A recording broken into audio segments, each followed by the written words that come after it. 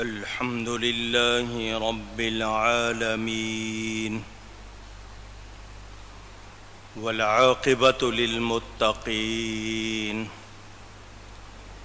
والصلاة والسلام على رسوله سيد المرسلين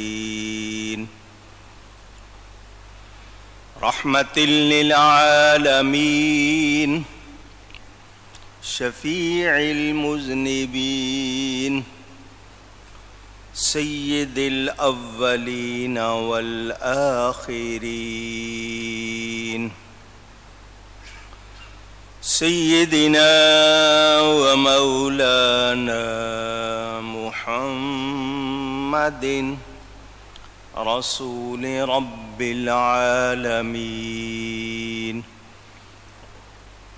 وعلى آله وصحبه أجمعين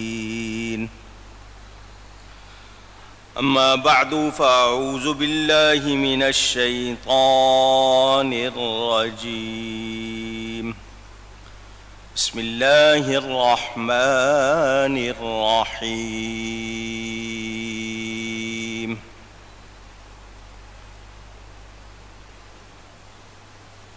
تلفح وجوههم النار وهم فيها كالحون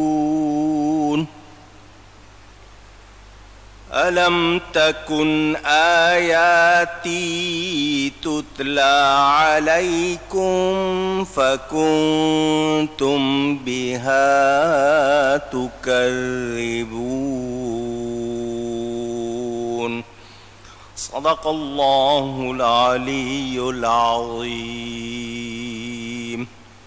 محبت کے ساتھ ایک مرتبہ دروشی پڑھ لیجئے۔ اللہم صلی علی سیدنا و مولانا محمد معدن الجود والکرم وآلہ وصحبہ وبارک وسلم۔ الصلاة والسلام عليك يا رسول الله، الصلاة والسلام عليك يا حبيب الله، الصلاة والسلام عليك يا رحمة للعالمين وعلى آلك وأصحابك يا شفيع المذنبين۔ حمد و صلاۃ کے بعد قرآن کریم کی سورۃ المؤمنون کی تفسیر آپ سن رہے ہیں۔ گزشتہ جمعے 14 اگست کی تاریخ تھی، اس لیے اس مناسبت سے کچھ بیان کیا تھا۔ سورۃ المؤمنون کی تفسیر میں اس سے پہلے 2 آیتیں پہلے نسب کا ذکر، فَإِذَا نُفِخَ فِي الصُّورِ فَلَا أَنْسَابَ بَيْنَهُمْ يَوْمَئِذٍ وَلَا يَتَسَاءَلُونَ، تو جب سور پھونکا جائے گا تو نہ ان میں رشتے رہیں گے اور نہ ایک دوسرے کی بات پوچھیں گے۔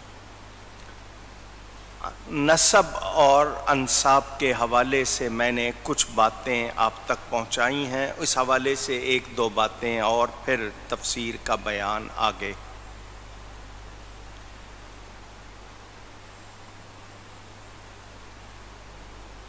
حدیث شریف میں ہے، شعبی رحمۃ اللہ تعالی علیہ سے مروی کہ حضرت سیدہ عائشہ صدیقہ رضی اللہ تعالی عنہا نے حضور صلی اللہ علیہ وآلہ وسلم سے عرض کی، یا رسول اللہ صلی اللہ علیہ وسلم، کیا قیامت کا دن سخت ہوگا؟ جس کے متعلق اللہ تعالیٰ نے فرمایا فَلَا أَنْسَابَ بَيْنَهُمْ، یہی آیت پڑھی تو رسول کریم صلی اللہ علیہ وآلہ وسلم نے فرمایا قیامت میں 3 مقام ایسے ہوں گے جہاں لوگوں کے ہوش اڑ جائیں گے۔ ان میں سے پہلا موقع جب ہر ایک کا اعمال نامہ اس کے ہاتھ میں دیا جائے گا تو اپنے اعمال پڑھ کر اور دیکھ کر اس کے ہوش اڑ جائیں گے۔ دوسرا موقع، دوسرا مقام جب اعمال تولے جائیں گے۔ تیسرا پل صراط پر۔ اس حدیث شریف کو سنانے کا مطلب یہ کہ انسان جو رشتوں ناتوں پر بہت ناز کرتا ہے، میں فلاں ہوں، میں فلاں ہوں، میں فلاں ہوں، اس کو یہ یاد رکھنا چاہیے کہ اگر ایمان اور تقوی نہیں ہے تو رشتوں کا یہ تفاخر، یہ فخر کرنا، ناز کرنا اس کے کام نہیں آئے گا۔ ایک اور حدیث شریف حضرت ابن مسعود رضی اللہ تعالی عنہ نے فرمایا کہ قیامت میں مرد و عورت کا ہاتھ پکڑ کر برسر میدان ہر ایک کو کہا جائے گا کہ یہ فلاں ہے، فلاں کا بیٹا ہے، جس کا ان میں سے کسی پر حق ہو تو اسے سامنے لایا جائے۔ تو وہ مرد اور عورت خوش ہو جائیں گے کہ میرے والد، میری والدہ، میری اولاد، میری بیوی، یا بیوی ہوگی تو وہ کہے گی اس کا شوہر، اور میرے بھائی بہنوں پر حق ہوں گے، لیکن اعلان کیا جائے گا آج نسب سے کوئی فائدہ نہیں ہوگا۔ حضرت قتادہ رضی اللہ تعالی عنہ فرماتے ہیں کہ قیامت میں انسان کو جو بعض مبغوض ترین یعنی بہت ناپسندیدہ ہوگی، محسوس ہوگی کہ آج کوئی اسے اپنا رشتہ دار ظاہر کرے، اور پھر یوم یفر المرء من اخی، یہ آیت پڑھی کہ اس دن بھائی بھائی سے بھاگے گا۔ حضرت محمد بن علی ترمذی قدس سرہ العزیز فرماتے ہیں قیامت میں انساب یعنی رشتے ناتے ختم ہو جائیں گے، صرف وہ رشتہ باقی رہے گا جو عبودیت الہی کی وجہ سے ایک دوسرے کے ساتھ ہوگا۔ یہ بات ذرا تھوڑا سا سمجھنے والی ہے۔ خون کے رشتے بڑے اہم ہوتے ہیں، مگر ایمان کا رشتہ اس کے لیے بتایا گیا وہ باقی رہے گا۔ آپ یہ جو نسبت قائم کر لیتے ہیں صوفیاء سے، نقشبندی، قادری، چشتی، سہروردی، یہ جو نسبتیں قائم ہوتی ہیں یہ ختم نہیں ہوں گی بشرطے کہ آپ نے ان کو صحیح طرح اپنایا ہوگا۔ ایک تو ہوتا ہے نا صرف کہہ دینا زبان سے کہ میں قادری ہوں، میں چشتی ہوں، نہیں، واقعی قادری ہوگا تو اس کی یہ نسبت قائم رہے گی، لیکن ماں باپ کی، اولاد کی وہ نسبت، وہ اس وقت اس کو کوئی فائدہ نہیں دے گی سوائے اس کے کہ ایمان اور تقوی ہوگا، تو پھر ملا دیے جائیں گے۔ آپ کو ایک بات سناتا ہوں، ہم لوگ کیا ہیں، وہ کہتے ہیں نا کس کھیت کی مولی، کس پلیٹ کا شوربہ، کس تھالی کے بینگن۔ آپ کے ہاں کہاوت میں یہ جملے کہے جاتے ہیں۔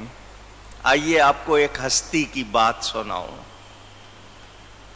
حضرت اسماعی رحمت اللہ علیہ فرماتے ہیں چاندنی رات تھی اور میں کعبۃ اللہ کا طواف کر رہا تھا،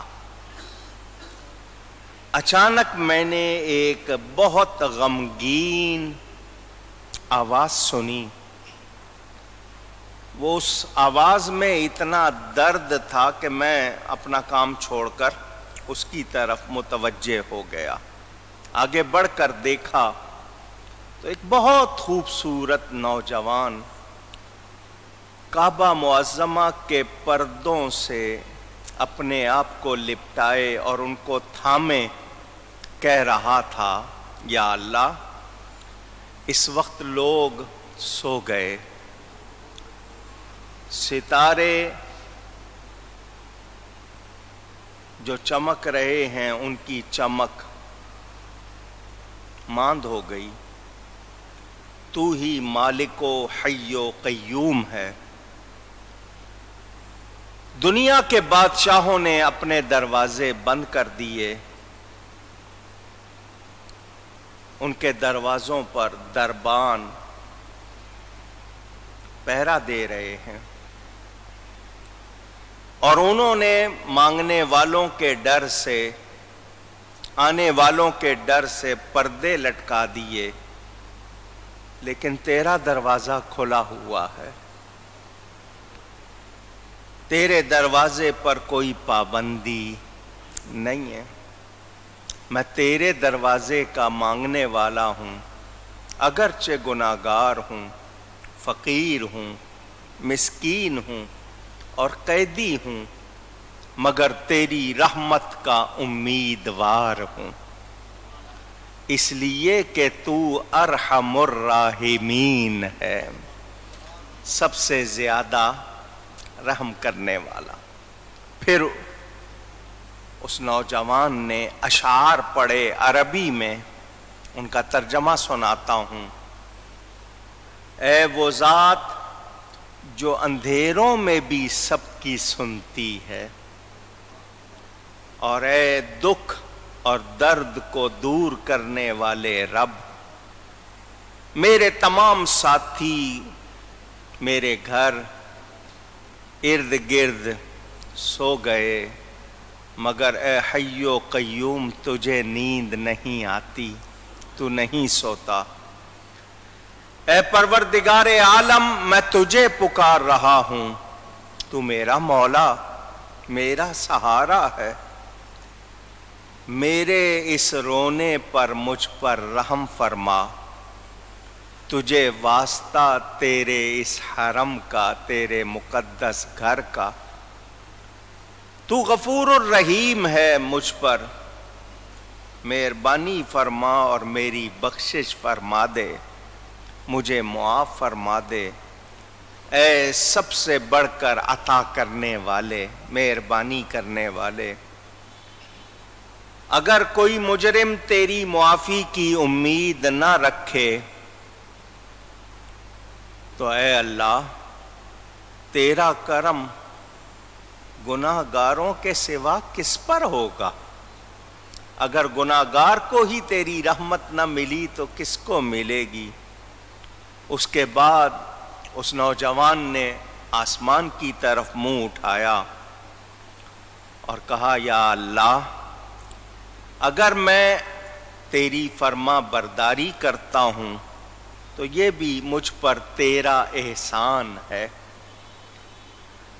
اگر میں نافرمانی کروں تو وہ میری جہالت ہے، اور تیرے لیے مجھ پر حجت اور تیری حجت میرے ہاں موجود، میرے حال پر رحم فرما، میرے گناہ بخش دے، اور مجھے میرے دادا، میری آنکھوں کی ٹھنڈک اور اپنے حبیب اور اپنے صفی اور اپنے نبی حضور سیدنا محمد الرسول اللہ صلی اللہ علیہ وسلم کی زیارت سے محروم نہ فرما۔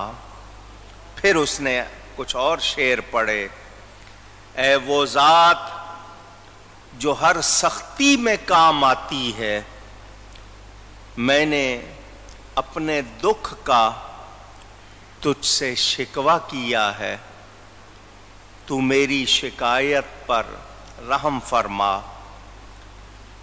تو ہی میری امیدگاہ ہے، تو ہی میرے غم ٹالتا ہے، میرے تمام گناہ بخش کر میری ضرورت کو پورا فرما۔ میرا سامان سفر زاد راہ قلیل ہے، تھوڑا سا ہے، میں اس سے منزل مقصود پر نہیں پہنچ سکتا۔ اب میں زاد راہ کو روؤں یا سفر کی طویل مسافت کو؟ تیرے ہاں گندے اور ردی گناہ لے کر آیا ہوں، اور دنیا میں مجھ جیسے کسی اور کے گناہ نہیں ہوں گے۔ یہ باتیں، یہ شعر اس نوجوان نے پڑھے۔ پڑھتے پڑھتے وہ جس کو آپ غشی کہتے ہیں، غشی آ گئی اور وہ گر سے گئے، یعنی زمین پر ڈھیر ہو گئے۔ میں نے قریب جا کر دیکھا تو وہ نوجوان کوئی عام شخص نہیں تھا، وہ امام حسین کے بیٹے امام زین العابدین تھے جو یہ سب کچھ کہہ رہے تھے۔ میں نے ان کا سر اٹھا کر اپنی گود میں لیا اور ان کے رونے پر میں بہت رویا، یہاں تک کہ میری آنکھوں سے بہتے ہوئے آنسو بھی ان کے چہرے پر گرنے لگے۔ تو انہوں نے آنکھ کھولی اور فرمایا، تو کون ہے؟ مجھے میرے رب سے باتوں میں تو نے درمیان میں روکا ہے۔ میں نے عرض کی، میں آپ کا غلام اسماعی ہوں۔ اور حضرت اتنا رونا؟